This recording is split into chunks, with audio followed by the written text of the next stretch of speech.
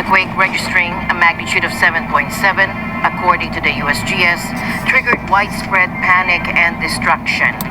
In Bangkok, a skyscraper under construction collapsed, trapping workers beneath the rubble. Thai emergency services report several fatalities, with rescue operations underway to free those still trapped. Panic gripped the city as the tremors hit. Hotel guests, some in bathrobes and swimwear, fled their rooms as water spilled from an elevated pool.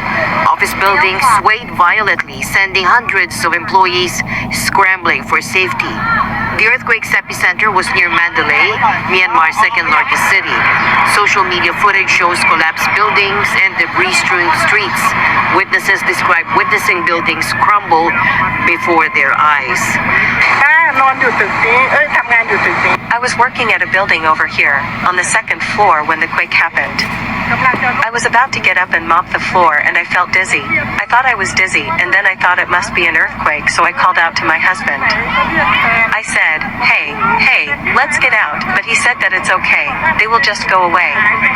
But I decided to get out, so I ran down the stairs and got outside, and that's when I looked up at this building as there was a loud bang.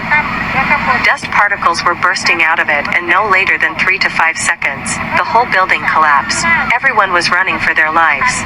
I was scared, and I'm still shocked. Myanmar authorities are currently assessing the extent of the damage and casualties. In Yangon, residents fled buildings in fear.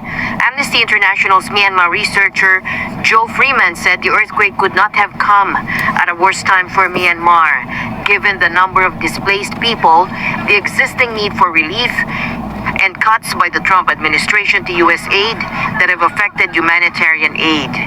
Strong tremors were also felt in China's Yunnan province, bordering Myanmar, though no casualties have been reported there. The full extent of the devastation is still being assessed as the region reels from this powerful natural disaster.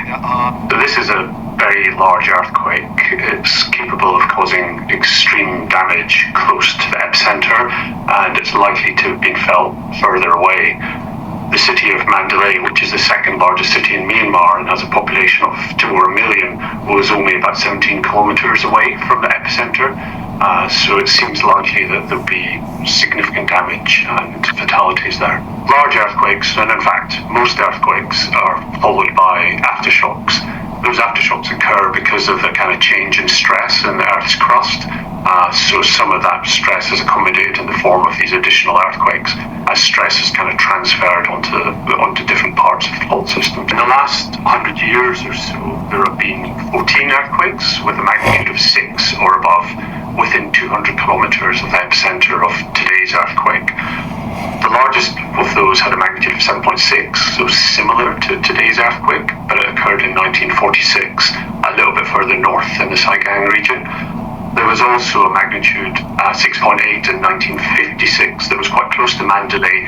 That did cause quite significant damage, but fortunately the number of casualties, or the number of reported casualties anyway, was quite small. At the moment we expect it to be devastating. There is likely to be very significant damage, and the fact that there's a kind of large exposed population living in vulnerable buildings close to where the shaking was strongest probably means there will be large numbers of fatalities.